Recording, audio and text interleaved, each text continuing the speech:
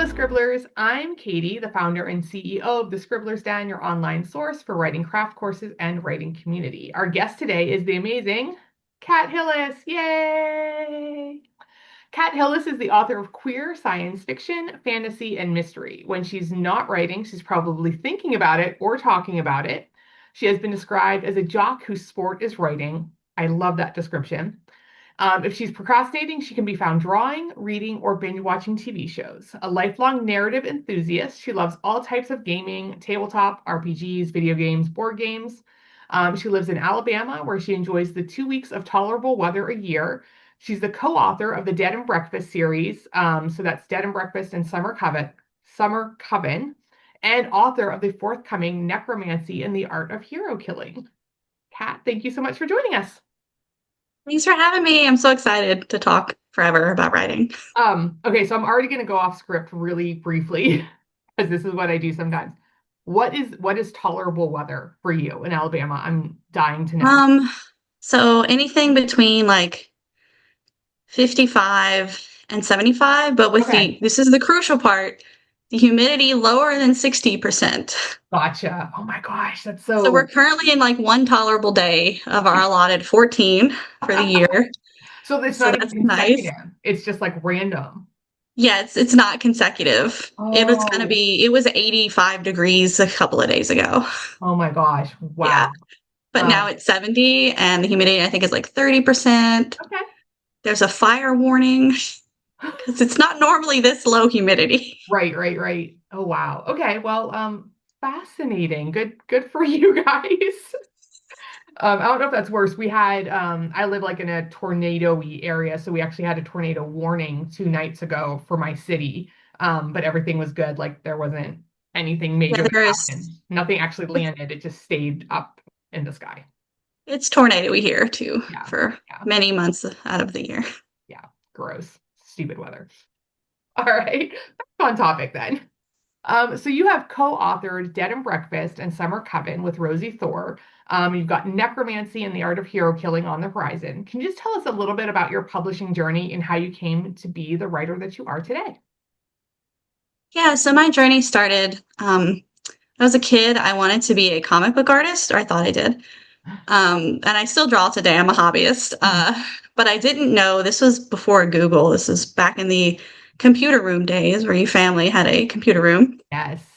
Um, So I didn't know that comic books and graphic novels have scripts that if you write one, you write a script. So I was just winging it and I kept writing and drawing myself into corners because I was literally going panel by panel. Don't recommend that. So I was like, okay, I can't keep writing myself into corners because I'm also drawing it. And so I was like, well, I'll just write it out like a book and Mm. then I'll adapt my book into a graphic novel. Would not recommend that course of action. Like, write a script if you want to write a graphic novel. Um, but then, so I sat down with paper and pencil on my bedroom floor. I remember this is a very vivid memory, and I wrote like 2 pages of this Mm. story. And then I read it over, and I was like, I'm the greatest writer who's ever lived. And it just like set my soul on fire. And so I like stopped caring about the comic book element Yeah. of it. I was like, I'm doing this now. I'll draw the characters so that I can see them and like I'll occasionally draw a fun scene, Mm. as a comic page or something. Um, but yeah, been chasing that high. Actually, I don't have to chase the high. Because it's like always there waiting for Yeah. me. Like it's the same high every time. It is So there something to be that's said why I for keep that? writing. Yeah. Yeah. So and I was like 12 when I Mm. started. So I was like, I want to be a novelist, like then. And I made that decision and I like never really questioned it because it never stopped being relevant. Like Mm. I would not encourage people to just keep going and going and going if it's not serving them. But it all like for me, I'm just like, yeah, of course I'm going to be a novelist. What am I going to do with these stacks of books I keep writing? Like, what else And to if it do? sets your soul on fire, like obviously that's you need to follow Yes. that. You can't Uh, not. You have. Yeah. Like my advice for anyone who wants to get into traditional publishing is, if at all possible, don't do literally anything else with your life, please. And this is not coming from a place of like, oh, I don't want the competition. Save yourself. But like, I can't do anything else. Like, this is Yeah. this is it. Like, this is my thing. Um, and that's why I'm still here, because I was 12, right? And I'm not 12 anymore. I'm nowhere near 12. So I never finished a novel because I always was like, okay, I'll write short stories and get good. And then one day when I'm good, I'll write a novel. But then I was in a short fiction class in college. And there was this guy that I could not stand. You know how sometimes you meet somebody and you're instantly like, we're enemies for like Yes. to the death forever. Like, and he was like bragging about how he won NaNoWriMo. And I was like, well, if you can do it, then I can definitely do it. And I did. And I did that year. And I wrote this terrible steampunk retelling of Beowulf.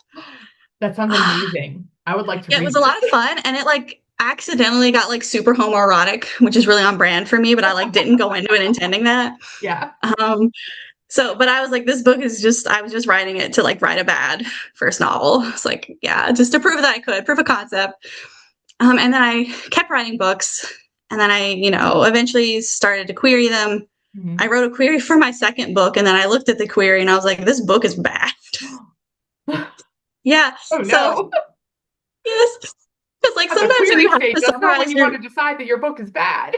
yeah, but it was fine because I was like, all right, next book, let's go, Yeah. let's do it. I'll do a better next time. So did And you then that query led that one at me. all, or did you just skip over it?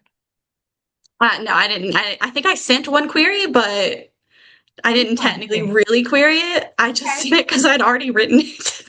Yeah, no, I mean, totally makes sense. Okay. Yeah, it was a form rejection. Shocking. I would have form rejected it too.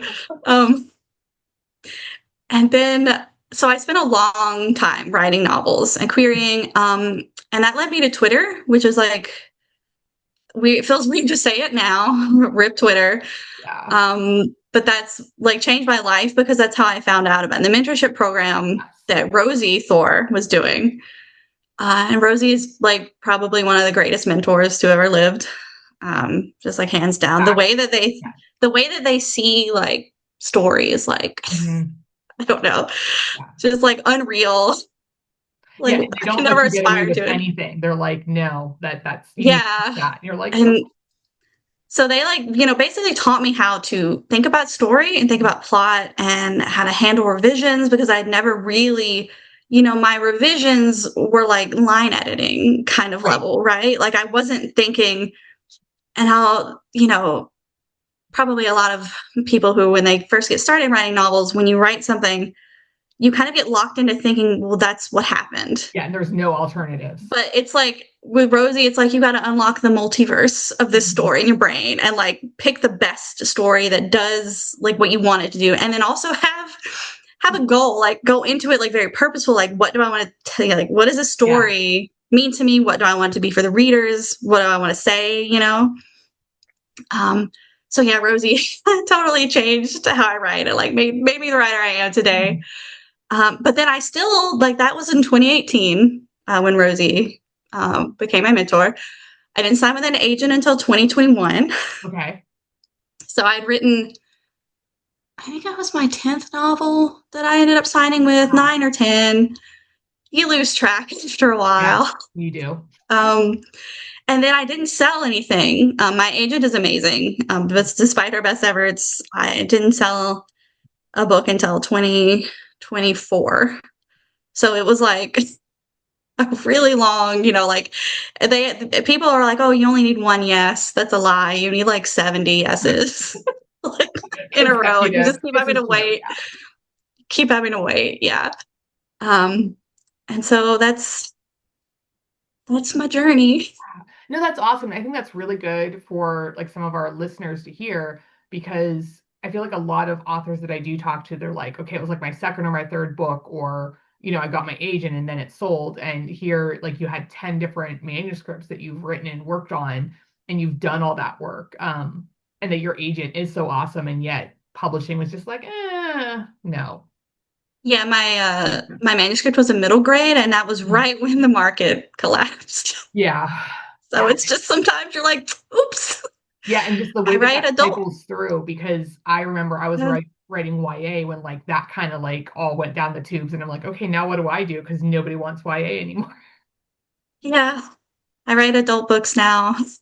Yeah, and So that's this excellent change. marginally more stable market, is it? Yeah, We don't know. yeah. I mean, as stable as publishing can get, right? Yeah. Oh my gosh. No, that's a fabulous story. So Summer Coven is the second one. Dead and Breakfast, you wrote that with Rosie Thor.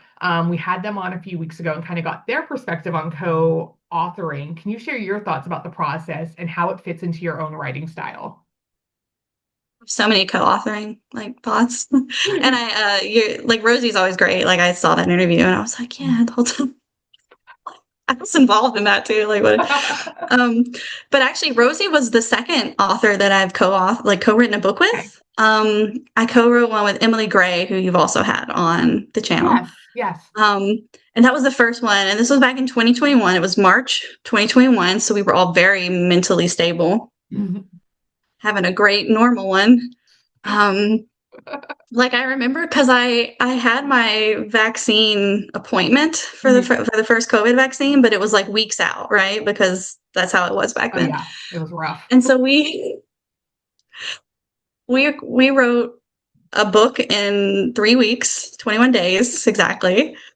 And my process for that, uh, it was sci-fi, and Mhm. so it had a lot of point of view characters, and so we just split them down the middle. I took half, she took half, and so we would trade off. Like mostly the chapters were alternating, through these various POVs, but some, Right. sometimes there'd be multiple in a row. But so we just assigned, the chapters to each other, planned about 10 at a time, and we both, me and Emily, are racehorse riders. We just go. Mhm. Um, and I'm a clumsy racehorse, and it's not a very accurate, good racehorse. But you get around the track, and that's what But matters. yeah, but boy, will I go! So it would be like I would wake up. Emily wakes up early. Some people are, you know, like that. And so I would wake up to a chapter, and then I would write my chapter, and then I would send it. And sometimes she would like write another chapter Mhm. that day. So we were doing like 2 to 4 chapters a day. Wow. Like passing it back and forth, and then stopping, like I said, about every 10 chapters, planning, and we, would go off on some tangents, but broadly speaking, we stuck to our plan because it was like a really good plan, if I do Mhm. say so myself. Like it was a very fun book, and it was just like a blast, and it was so great to just completely like forget about the real world and just like focus on this ridiculous like space opera romance that we were writing. Yeah. Um, so that was that. So, and like with Rosie, it was completely different. And so when we started out, Rosie mentioned this, that we tried to do the back and forth chapters, even though we had one POV. We knew Arthur was going to tell the whole story, right? Right. It's, he's a sleuth. Sal chapters would not work. They would just Bonus be like, material. The fans want the bonus material. yes, Sal's chapters would just be him telling ridiculous stories about his past and possibly true, possibly not. That could be more So so for like all those like mysteries that Rosie made up, like the pun. yes, Like Sal could just tell those. So the that's risk it for the brisket. yes, I from think about Sal's that all the perspective. time. So it's interesting because like Rosie and I wrote we write our books completely different how I do with Mhm. Emily, but it's still my same process because I'm still a racehorse. I just sit down and I go. I do have to kind of like limit myself because I only write one chapter at a time with Dad and Breakfast, and then I have to wait. But I was doing that with Emily anyway. So like so I write and then I wait for like the good version of it to come back and I get to Okay. read the good version and then I write the next version. Like, and it's funny because with Dead and Breakfast and Summer Coven, every time I would sit down and write a chapter, it came out to almost exactly like 2,000 words. Hmm. And then I would get back a like 3,500 word chapter with like all of the stuff that I forgot to add and all the atmosphere. Hmm. So yeah, it just fits into my writing process really well, even though both of my approaches were very different each time that Yeah, I no, did it. I love that like you were able to adapt your process kind of like to who you're working with because I think that's important. If you know the person you're co-authoring with, then you can make those adjustments and play to each other's Yeah. strengths. It's actually, essential. Like you can't just ignore how the other person works and do it however you want. Like you have to find what works for you and that partner, Mhm. right? Like so. Yeah. No, and so that leads into my next question. I am always fascinated by people who can co-write together, because writing is like such that personal journey, and we all have our own way of doing it. So, like, what are some tips that you would have for writers who are contemplating co-writing a book? There's so many tips. The main one is like I'm gonna sound like a couples therapist, but like communication. Absolutely open, honest communication. You have to be able, like, if you're thinking about co-writing with somebody, like, if the idea of telling them, like, I don't like this direction, I don't think we should do it this way, is like, if you don't think you could do that, then you probably shouldn't. Just like, you shouldn't like get married to somebody who you're not going to be like, bring up issues with, right? Like, and like trust, absolutely trust. Because it's a intellectually intimate kind of thing to Yeah. create a book, to create a world and all these characters together. Um, and it is, yeah, you just have to have that trust. You have to be able to say, to push back on an idea that you really think isn't correct. Okay. But also be willing to, just Hmm. standard communication stuff. Like, Yeah, no, that does seem really important because it feels like it would just be a step above like having a critique partner like look over your stuff and say, here are all the suggestions that I have for you, or like here's what I'm getting from it. Because you're doing it together and you've got to somehow merge all of that. So yeah. And my other huge tip is that, like, from the very beginning, it needs to be your book, like together, yeah. not, yeah, like you have to have a shared vision, which is so important. To any collaborative creative endeavor. Like you both have to have the same. And there's this this one time I was telling somebody who's not a writer about my and Rosie's process, and they were like, "You must have no ego to let somebody go back and change your words like that." And I was just like, "What do you mean? Like, first off, I have a huge ego, As you should. like a huge ego, and I'm also a control freak. And but like when I sit down and I write a chapter, but those are not my words. Those Hmm. are our words already. Like we design the story together, we design the characters and the world Right. together. We decide what's going to happen. Like I don't sit down truly with a blank page because I always have my notes, my little scene card already, Yeah. which is like one secret to writing really fast is to like know where you're going, Yeah. Have that really to be like able to have see the really track detailed that you're outline running or on. something. Yeah. Yes, yeah. Everybody does it different, like, Mhm. people who plan, but I have my little scene card that has the plot beats and the character motivation and the emotional stakes. And when I write mysteries, I have a list of clues that need to be in every chapter. So, Yeah, I do but my yeah, even mystery though, murder board after. Like I write the whole story and then I'm like, all right, what were my clues and did they go in the right spots? I'm reverse. yeah, as long as you're doing it at some point, as long Yeah. as get that foreshadowing in there. Right. Yeah. Mhm. But yeah, it's the shared vision from the very beginning, and they're never my words. And Mhm. Rosie's were like you could probably point to a random sentence, and unless it was like a really funny joke that I remember Rosie telling me, Right. I would probably be like, I honestly have no idea who wrote that. Like, maybe I did, maybe Rosie did. I don't know. Yeah. No, I think It's that's really our cool. book. Yeah. Yeah. No, I love it. I do love writing or not write. I've never co-written anything. I would like to one day, but I love reading them because if I do know both authors, then I do start to do that sometimes and I'm like, wait, I think that this might have come from this person. I think this is this person, or I can see like where that fusion happened and it's that little bit of each. So that's always nice as a I reader. will say that anytime Arthur is like, oh, the sun, my sunscreen, that's me. Like, look at me, that's me. But when I co-wrote with Emily Gray, we wrote the first draft and then we swapped characters when we rewrote the book. Like we got kind of, we like read the book and we're like, here's all the changes we want to make.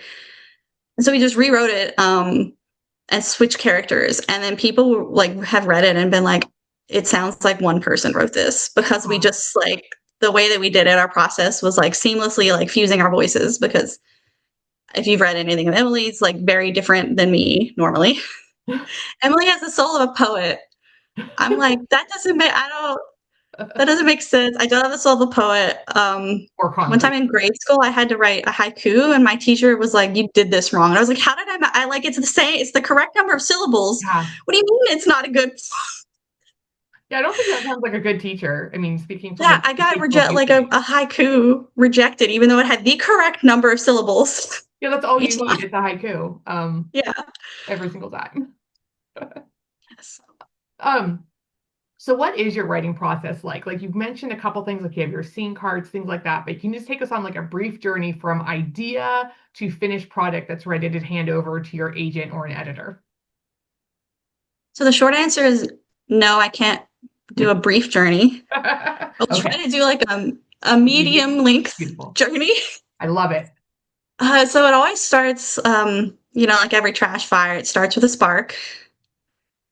And usually, so one memorable time, I like thought of the title of the book first, and then kind of worked from there. Um, Interesting. which is the Weather Witch, which is weather spelled as in like whether or not, Mhm. which is, and I designed the magic first for that because it was like quantum magic. Um, Which is a really cool story. I have read thank, that one. I like it. yeah. Um, that's the middle grade one that was like, oh, man, market collapsed.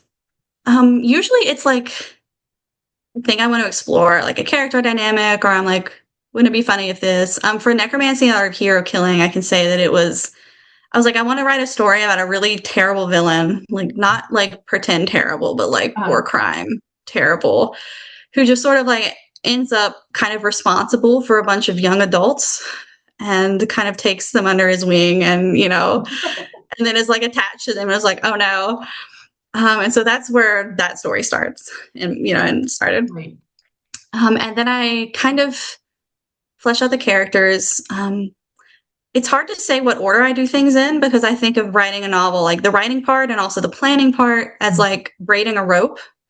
You can't just go full steam ahead with just the character and not think about world and not think about plot and Right. themes and setting, like for me, because a character is not just some guy, the character is their whole past and the Mhm. world they live in. And also I can't just think, oh, I want to do a plot that's like this and not care about the characters because the characters drive the plot. Like they decide where we're going. Um, but then I need to know enough about the plot to know what kind of character design. So, so They I'm do. just They braiding all this rope. overlap. You've got to have it all together. It's so true. Yeah. So, wherever I start is usually where I get the furthest. And then I have to stop and be like, okay. Like recently, a friend of mine was like, what, somebody should write a book about this. And then I mistakenly made a joke and jokingly named it. And then I was like, oh, I'm attached to this. Now I'm actually going to write this. Excellent. And I got pretty far and I was like, wait, I got to figure out the world. Because world building is so important, especially in sci-fi and fantasy.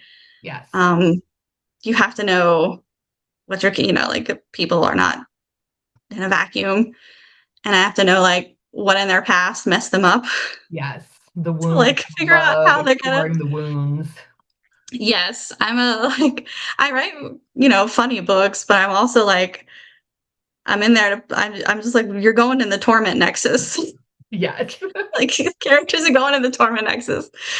Whether or not it's funny for the character, it's just funny for the reader. They're not having a good time. Yeah. I would never want to be locked in a room with my characters because I think that they would be angry. No, there's this great story about Robert Jordan who wrote The Wheel of Time, being asked which one of your characters would you want to spend, meet and hang out with, and he was like, none of them. They would all kill me for what I've done to them. Because like nobody in The Wheel of Time is having a good time. Yeah. No, I'm sure. Like, I'm Oh not yeah, even sure if the villains, because like, the villains always kind of like eventually the antagonist goes, they get defeated. So I'm like, they kind of have no the best one's. time, but also they get defeated. So Yeah, no maybe or one's even having a a good side life. character like the baker at the bakery. I'd be like, I'd like to meet them. That's it. Yeah, nobody. I don't. Nope. I don't think interesting characters are the kind of people that I want to spend time with anyway. Because I like really flawed and messed up Mm, characters because that's most interesting to see what yeah. they do in these situations. But then I like my friends to be like I want them to go to therapy and get. I want my friends to be mentally happy and Right. healthy and have good coping mechanisms. It's Yeah, like, but I don't. My characters don't get to go to therapy. They go to the torment nexus. they do. They do. And I So love once I have a plan, I sometimes do beat sheets. Mostly, I just keep it in my head, or I'll just write out like this happened. Like the big major things, like the scene or not scene, the acts, like the break into two, break into yeah. three, that kind of thing. Um, I'll start writing scene cards, and I'll do like 2 or 3 at a time.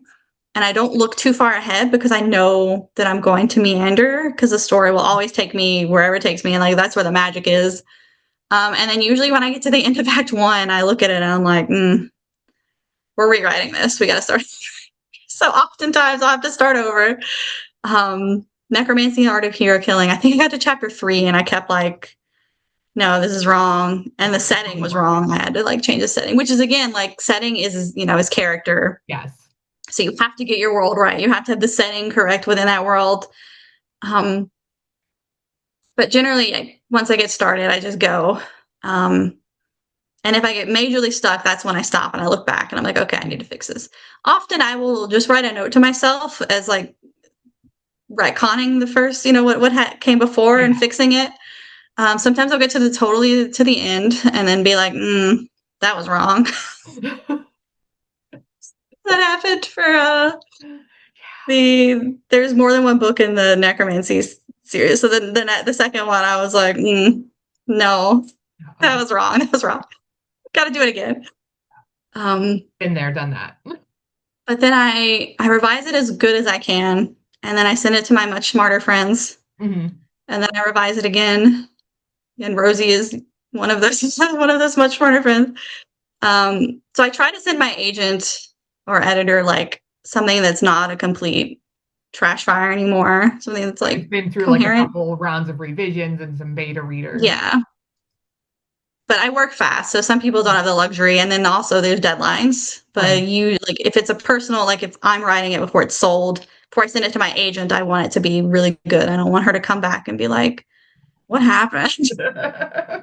I was good until about chapter 5, and then just what was going on? Yeah. Yeah, I don't want her to be like, Yeah, and I think that that's a really interesting thing. Like the what I'm working on right now, I'm having some people. You're actually going to be one of those people. Read it. It's just the first 200 pages, and it's about at that trash fire stage. But I just need to know like what's working and what's not, so that as I move forward, I can start making some more revisions on it. Um, but yeah, like I would never want to send that to anybody for like serious consideration for something because it's rough. yeah, I never stop in the middle of a project because I'm just like I stay in that delusional. I'm the greatest writer who's ever lived at space. Like, Yeah. yeah, let's do it. Like, just like when I was 12, writing on my bedroom floor, like not doing a good job. But as long as I'm having fun, really, like when I say if I get like stuck, it's because Mhm. I'm not having fun anymore, and then Right. I have to figure out why. Yeah, like what's that element? What's the thread that didn't quite make it through or got tangled? Yeah. Yeah.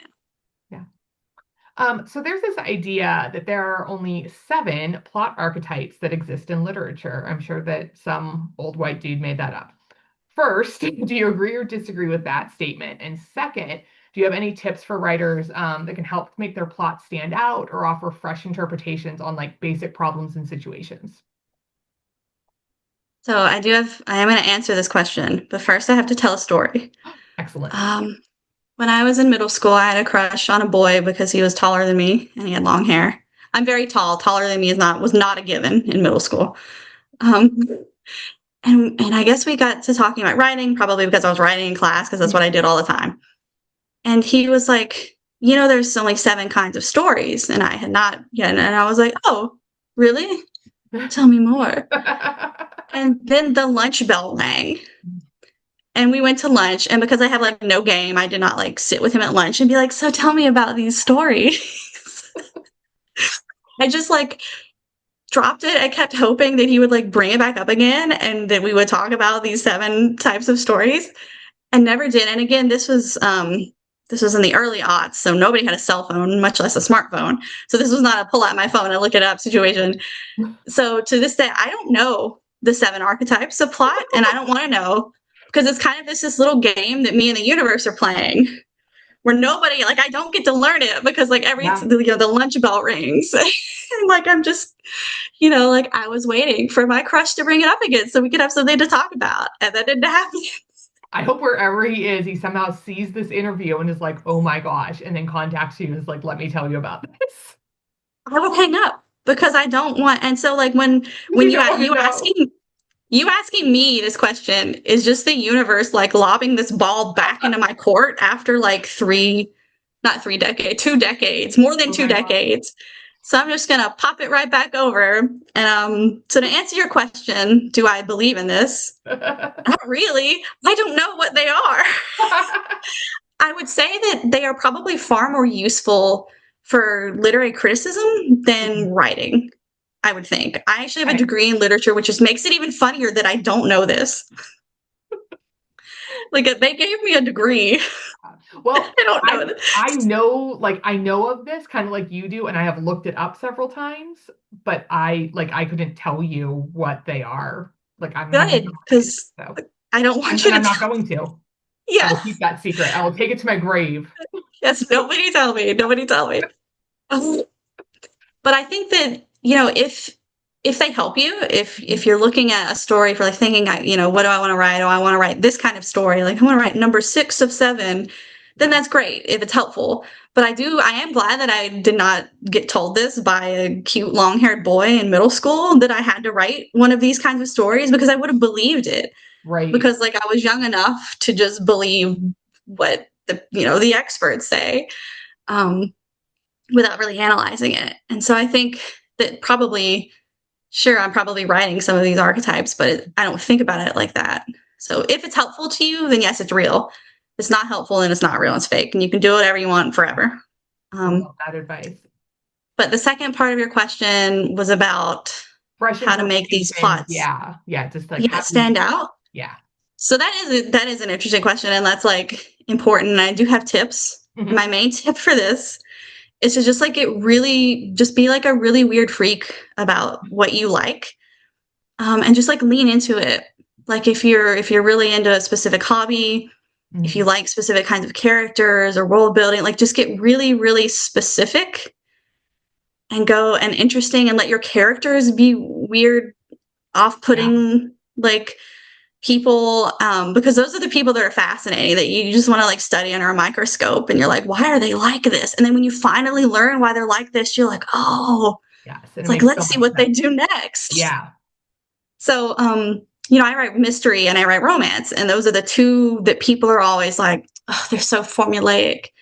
And it's like, yeah, but so is the food you order at a restaurant, but you want it to be that. You Yeah. you don't want to Every order time. chicken parmesan and they bring you, like a pizza because they were deciding to do something different. Like, no. But there are so many mysteries that are written, and there are so many that are still yet to be written. Hmm.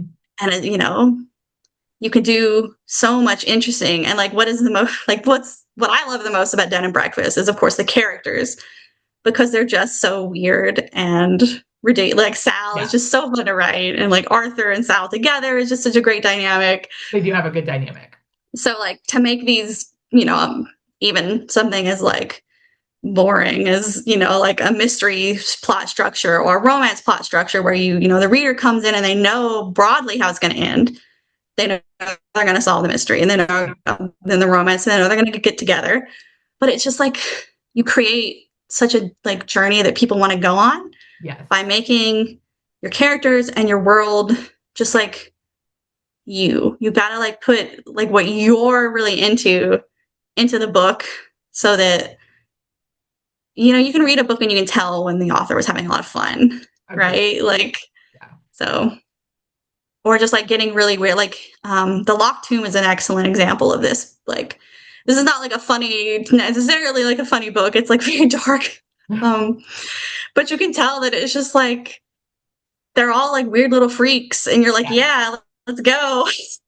So Yeah. the author was just like, just go Had a all lot of in, fun. Yeah. Do not write for the middle, do not write for the average, Write the book, like the weird, off-putting book that you want to read.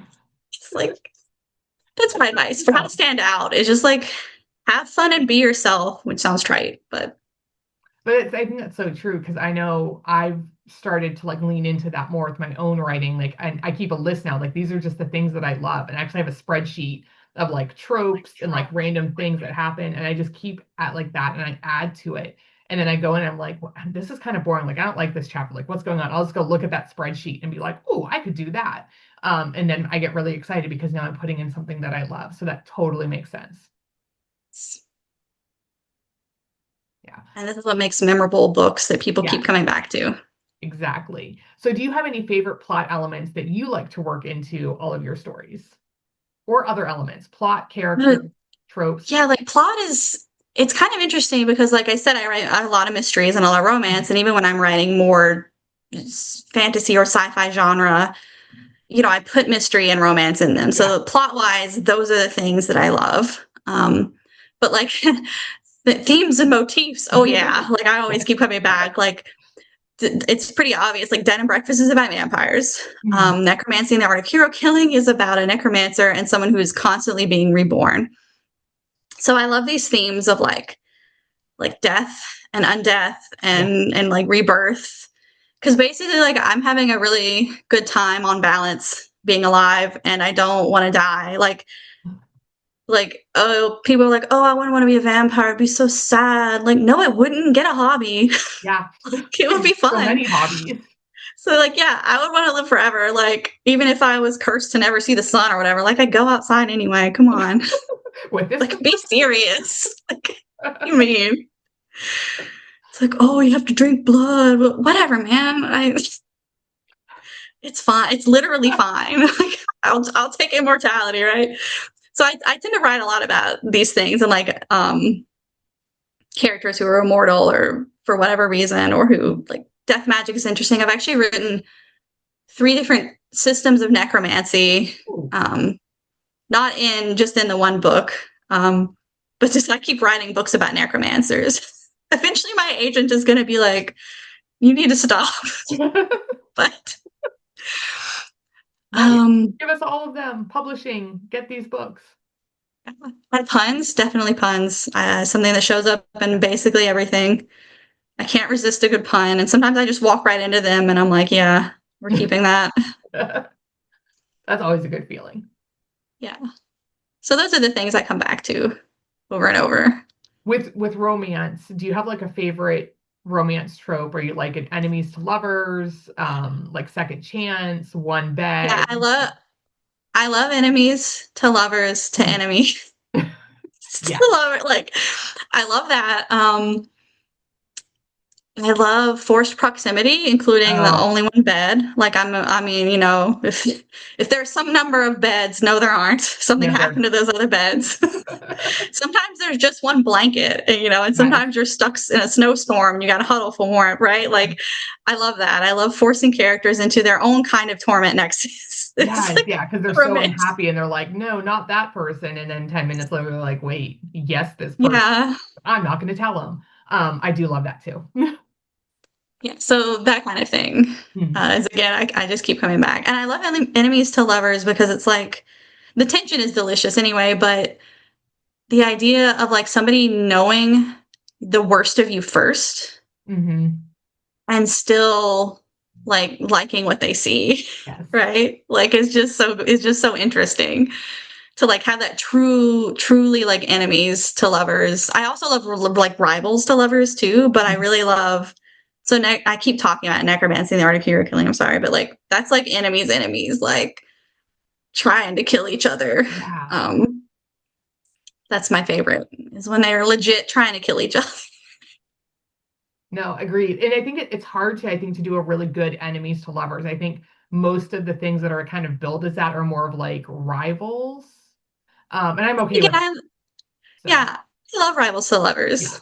yeah, Um, yeah. Just somebody that I do, you're just like, I don't like this person, like, yeah. and then Or get like having beef with somebody, but I yeah, really enjoy when they're legitimately their goals are mutually exclusive Hmm. and would require somebody to die. That's like the good stuff.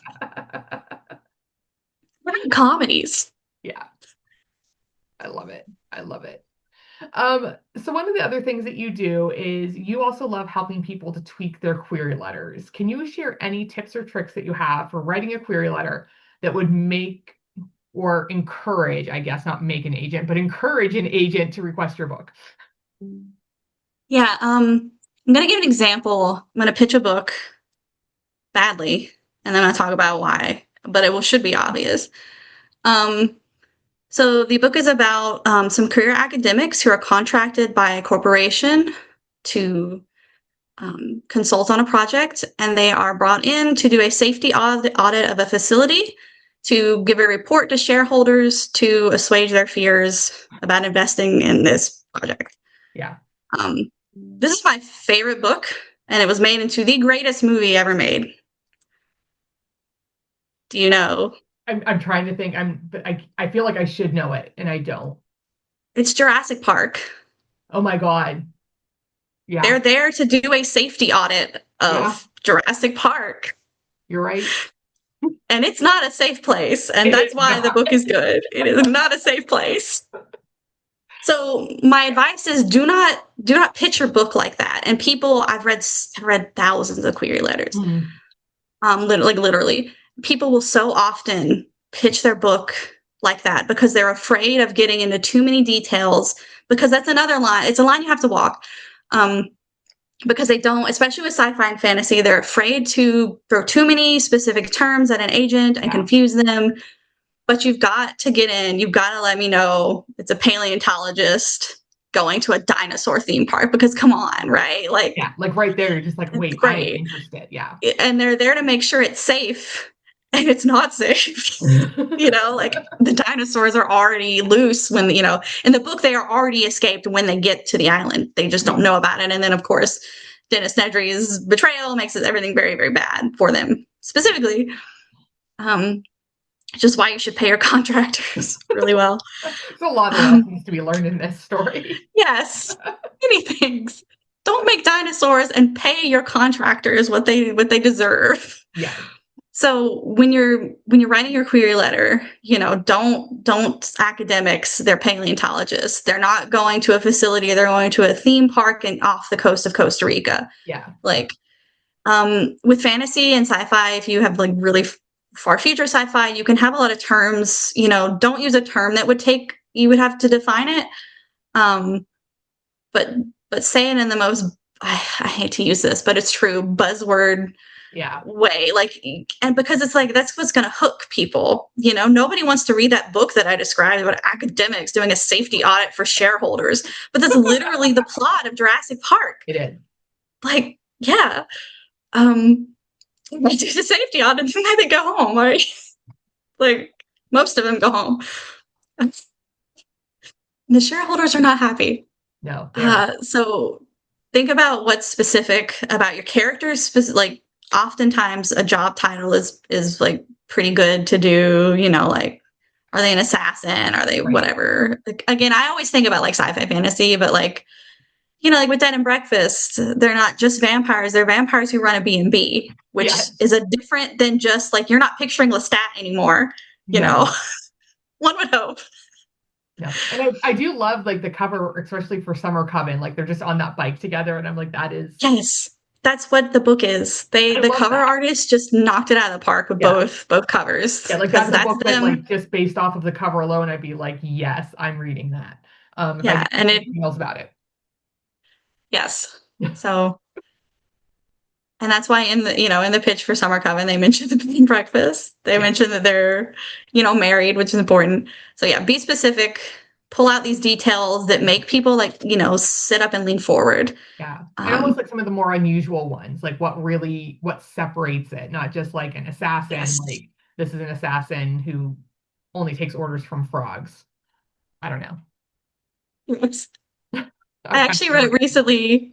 I'm working on a book that has an assassin who is like a little bit face blind. And so okay. she has to have the pictures because she's really bad with names. She cannot remember names and she cannot remember faces. Oh, And this is inspired by brilliant. me trying to remember people's names and faces, which I can't. Yeah, So, you know, that's brilliant. I'm thinking of all the ways that can go wrong, and I love it. Um, yeah. can you give us a pitch for Necromancy and the Art of Hero Killing? Based on the title alone, I can't wait to read it. So give us all the details you can. So you mentioned earlier it's like this villain who kind of like starts mentoring teens. Yeah. So the short pitch is an immortal necromancer who's like hell bent on taking over the world. Uh, hires some assassins to kill the hero who the gods keep reincarnating to stop him. Okay. But the hero joins the group of assassins. Like knowing that And they're the hero? so, Or is I'm that sorry. you can't tell us? Can you tell us if they know that they're the hero or not? Or Oh, that's the a spoiler. necromancer does not know that he's a Okay, but does hero. the hero know? The hero knows, yeah. Okay, Like all he's right. there on purpose. He Okay, joins beautiful. up All right. to sabotage this Love it. thing. Um, so and they end up like they're training and planning to kill the hero. Um, and so it ends up just being kind of like a summer camp for wayward young adults who want to be mercenaries, but like they're really they're not great. Because the problem is that the necromancer is used to a world full of kind of like more violence, and so there are more readily available mercenaries, but it is the technologically wise far closer to us. Mhm. And so people don't really go around adventuring that much anymore. And so there's like a shortage of assassins. So he just like ends up with some people who are like, I saw this Craigslist ad. I really need some cash. Sure, I'll do this. Like no qualification. Yeah. My God, Um, when is this coming out, or when can we request it on NetGalley? it's not on NetGalley yet. It's coming out early 2027, Oh, so a God, little that's so under a long. year out. Okay. So it will be closer, like sometime later this year. It should Okay. be arcs available. Um, but yeah, it's a fantasy rom com, so it's pretty funny. I thought it was funny.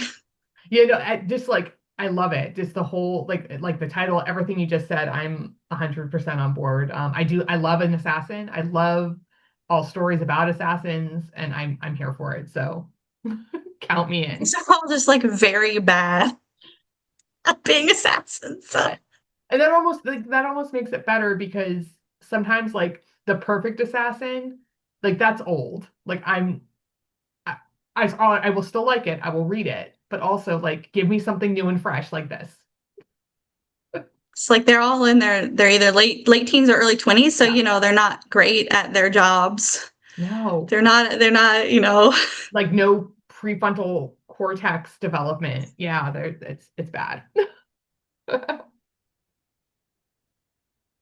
Awesome. Um, so what's next? Can you give us any insider intel on what projects you're working on or anything else that's coming up? Because I don't like what I'm working on now is not nobody paid me, so I just kind of like do what I want when they like Awesome. until an editor sends me something that I've been paid to work on, I just do whatever I want. Um, so I'm working on another fantasy rom-com, which is the one about the assassin who's a little bit face blind, just like me. I cannot remember names, also just like me. Um, and I wrote a solo mystery, Ooh, which okay. is about necromancers, and it's set in our world. Mhm. Um, unlike necromancy, the art of hero killing is, of course, a different, it's second world fantasy. But I wanted to write about necromancers in our world, in a world where like magic is known, Yeah, but necromancy is like very taboo because people just like get so upset about it, right? they do. For some reason. So yeah, those are just like down the line. Who knows if they will be published? It's one of those things where I'm like, I'm writing the books because I want to, and we'll Yeah, see because it sets your what soul on happens. fire. Yep, it does. And that is important.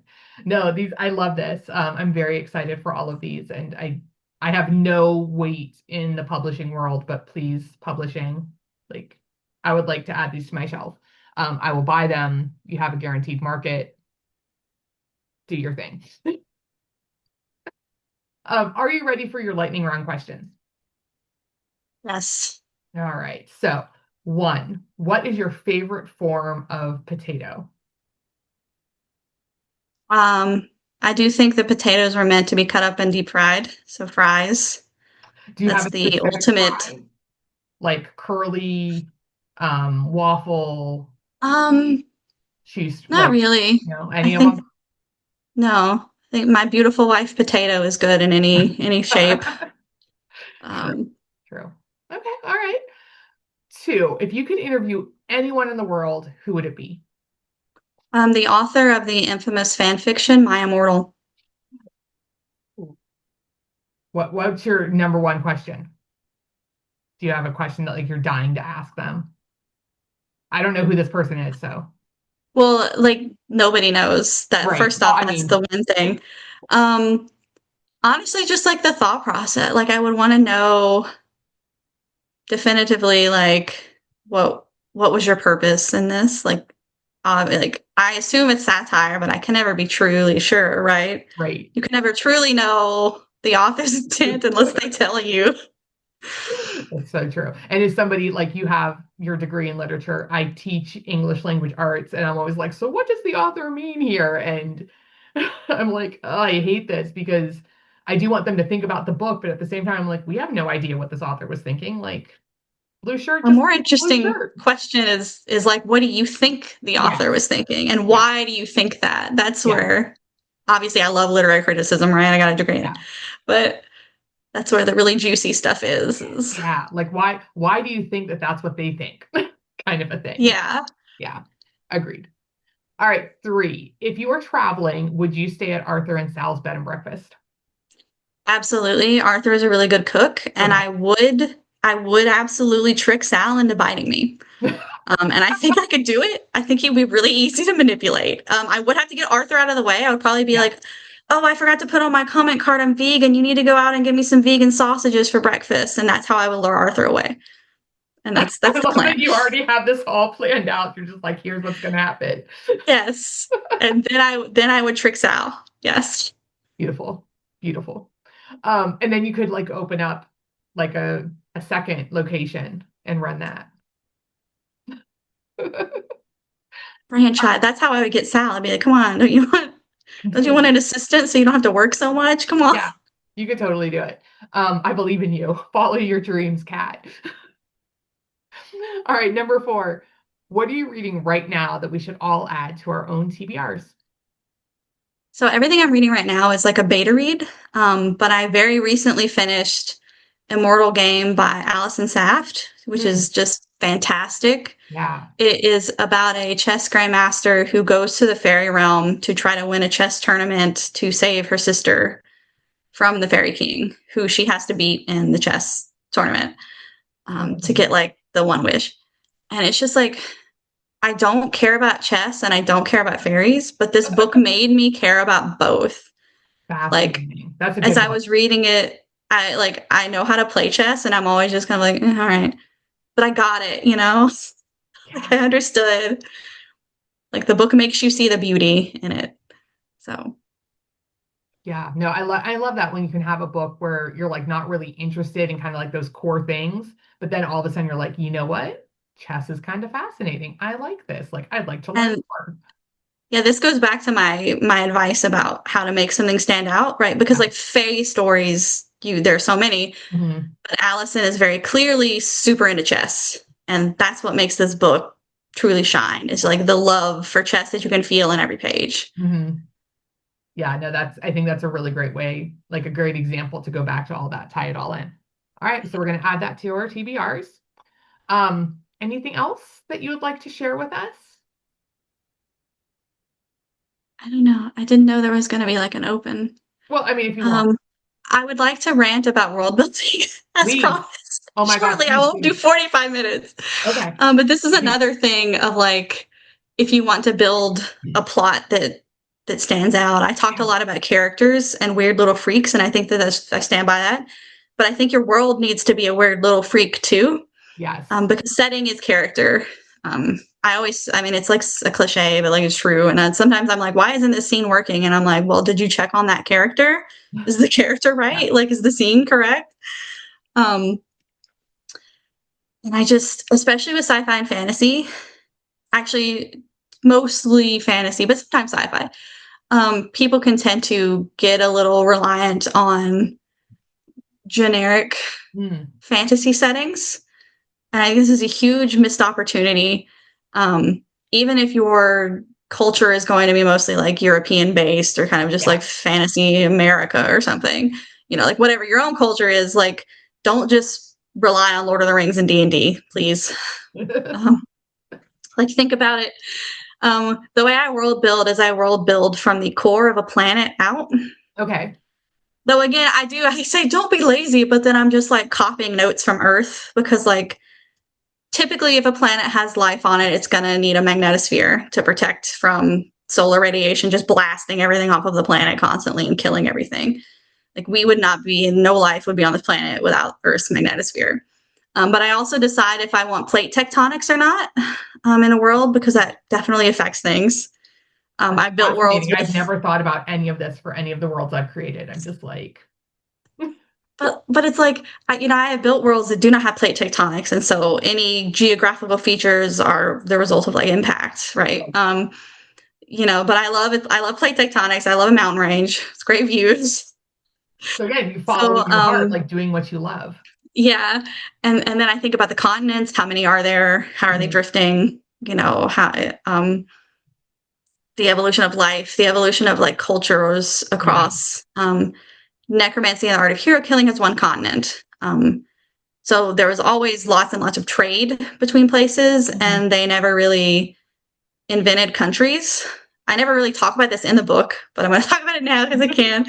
They just like never, nobody ever thought of it, and which just makes the necromancer's job all the harder because how do you conquer a continent that is just a bunch of cities and towns and villages who have their own individual like government structures, and like the highest rank you can be is mayor, Oh my and gosh. like Yeah.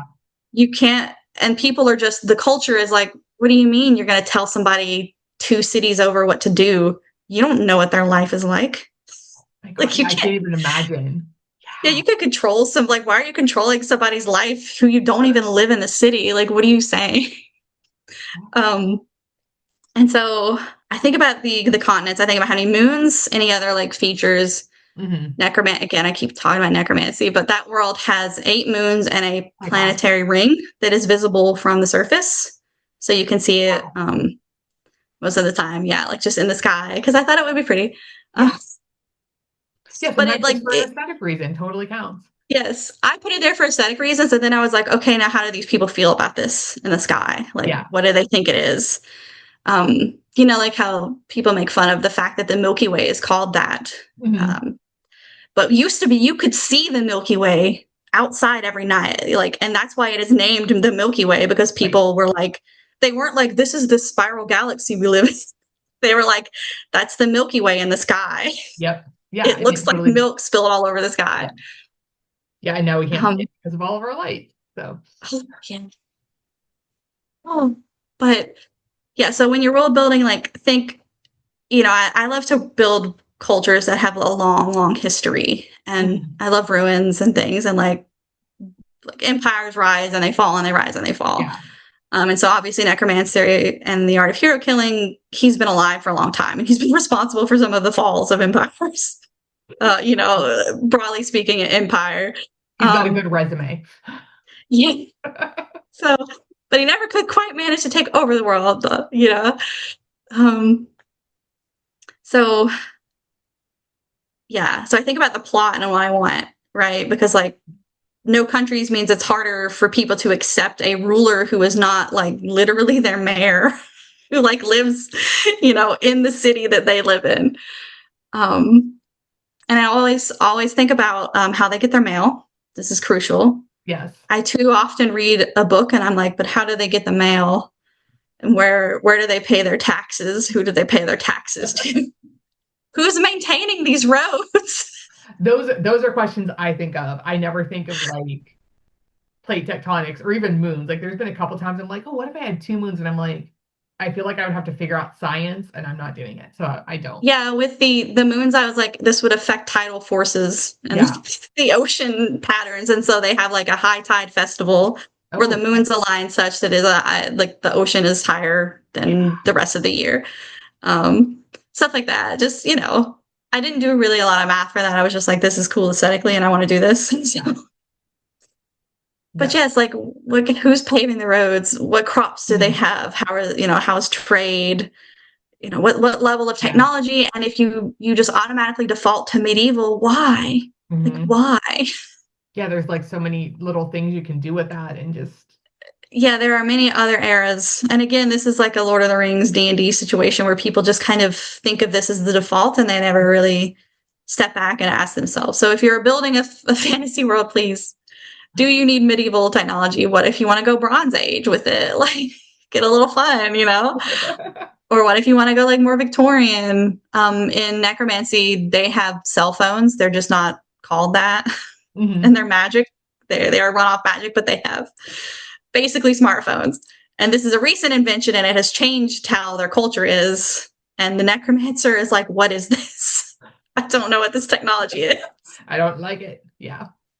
Yes, he's like old man yells at cloud constantly. It's like, what do you mean?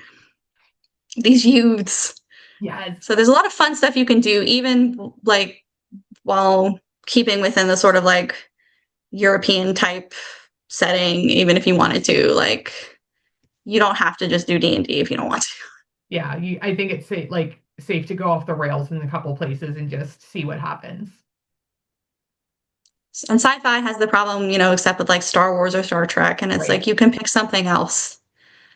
There's a third option. The secret third option. Yes. You Um, can do something interesting. yeah, no, I think that's a really, really good advice because you're right. Like world building, it does become its own character and it has all that depth and nuance. And like I agree about like the trade and the crops and that kind of stuff. I'm always like, what is their cash crop? Like, what do they export? What would they Yeah. import? Like, what can they not get? What would be valuable to them? And it might only come up in like a line somewhere, maybe, or not at all in my story, but I feel like I know what those things are. Yes, because like if you have a lot of an export crop, you have a stronger negotiating position, and so Yeah, you're likely to have a more stable economy, right. and like a stronger merchant class. If you have like a merchant class, like Yeah. it affects everything, right? Everything Yeah, is and then so like interconnected. why would somebody want to take over that space? Like if Yes. that's what it is, like is it because they want that resource or is it just like a need for power? Like what is it? Yeah. Yeah, so get weird with it with world building. Like that's always my advice for Get any weird with level of the everything. book. Just get weird with it. Just get really like into whatever you're into, whatever you find fascinating. Like I like plate tectonics. So I like draw the continents and then like decide, like which how the currents are pushing, like Oh my how they're God. coming together, That's where so the cool. mountains are. I can never do like a whole like world map. I can do like the place I'm looking at and I can kind of like sort that out. But as soon as I start to think about like, ooh, where would everything else be? I like my brain just explodes a little bit. So good for That's you. why plate tectonics to me is cheating because when you know where the fault lines are and you know which direction they're going, you have your mountain ranges, you Right. have like the ocean opening up, and so the weather patterns are pretty predictable in terms of like broadly speaking where the deserts are, where the mountains are, where the forest. You can just like look that up and copy off Earth's notes again, You can. because these are an atmosphere is going to be similar, like it's going to have oxygen and nitrogen and stuff, because humans are living on this planet. So Yeah, no, all of my features, all of the mountain ranges, all the rivers, everything, they're there for plot reasons. Like that's and the weather that they're having, I'm like, this is for the plot. That's why it's raining here. That's why I it's actually get so mad at Middle Earth. I'm like, why is Mordor like that? What is with these mountains? it shouldn't be like that. It doesn't make sense. Yeah. Yeah, I love it. That was a beautiful rant. I think you did really well with that. Thank you so much. Thanks. I hope it's at all helpful to anybody, or there's no walk away and be like, she's weird. Yeah, no, I think that just like that advice of like get weird with it is so valuable. because I almost feel like as we get more into writing and almost into like that, we want to be published in some way, we get less weird because we're trying to box Yes. ourselves in. And there's part of me that wants to go back to like my own teenage years of just unhinged writing really badly because I'm like, but that was really cool. I was into it. Yeah, don't like there is this pressure to file off the edges, to do what everyone else is doing. Don't sharpen the edges Yeah. because that's what's going to be memorable. Because, agents, they're reading all of these they're reading dozens of queries a day. Yeah, editors get like fewer submissions, but they actually, read the novels more. And so Yeah. they're seeing so many books just like over and over and over. Um, so just like be weird and be specific, and because that's what's going to hook into people's brains. Yeah. I love it. All right. Scribblers, you can find Kat at her website and on Instagram. Both are linked down in the description below. Kat, thank you so much for chatting with me. It has been an absolute delight. Thank you for having me again. I love to talk shop. Yes. So, Yes, well, we will have to do more. absolutely. Scribblers, you know the drill. I need you to hit the like button. I need you to subscribe, and we will see you next time. Bye, everyone.